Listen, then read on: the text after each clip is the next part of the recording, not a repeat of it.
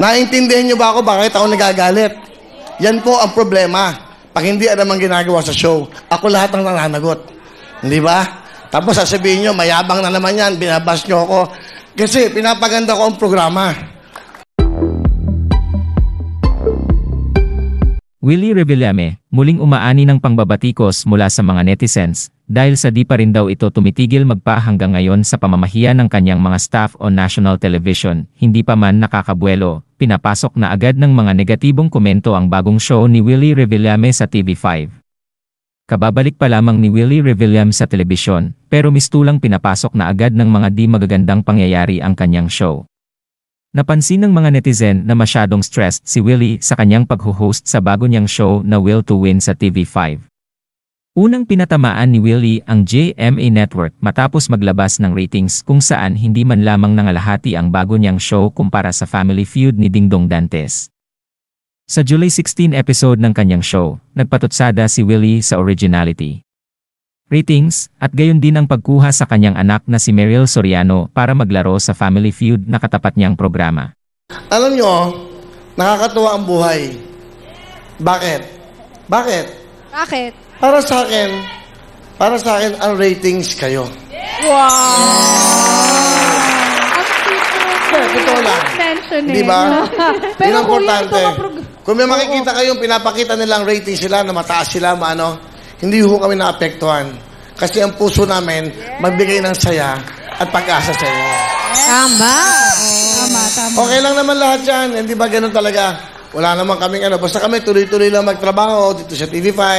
Ayusin namin, mapasaya kayo araw-araw. At ang importante, ang show na to, original. Inisip to para sa inyo. Hindi to binibili sa ibang bansa.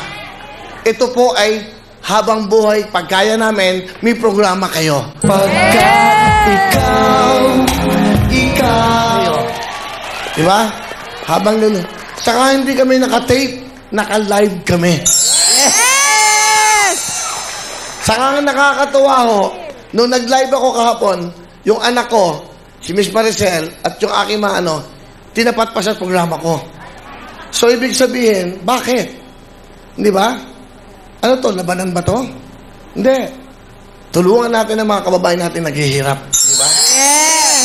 Basta kami, yun lang ang purpose namin. Sumunod ay tinalakan naman ni Willie ang ilang production staff niya habang umire ng live ang show dahil sa kapalpakan sa isang game. Pinahiya rin ni Willie on air ang kanilang floor director na dumaan sa harap ng kamera. Sa huli nakiusap si Willie na sana ay maunawaan siya ng tao at huwag lang basta i-bash. Ang nais lang daw niya ay mapaganda ang programa para sa lahat. Sagot naman dito ng ilan ay pwede naman pagsabihan ni Kuya Will ang kanyang mga tauhan sa pribadong pamamaraan at hindi sa harap ng kamera na napapanood ng sambayanang Filipino. Dali, bakit kasi hindi niya na nilagay nyo kanina?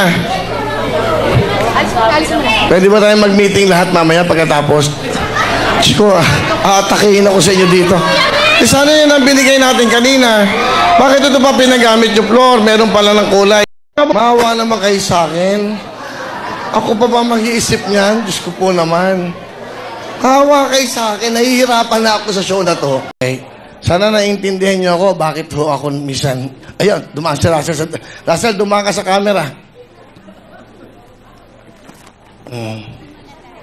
Dumaan ka sa camera. Pakinig muna kayo.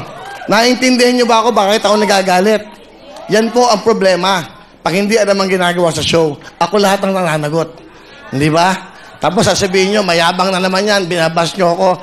Kasi pinapaganda ko ang programa. O, kita niyo. Hindi ba? Para malaman niyo lang ho, para maintindihan niyo, nire-rehearse namin to, ha?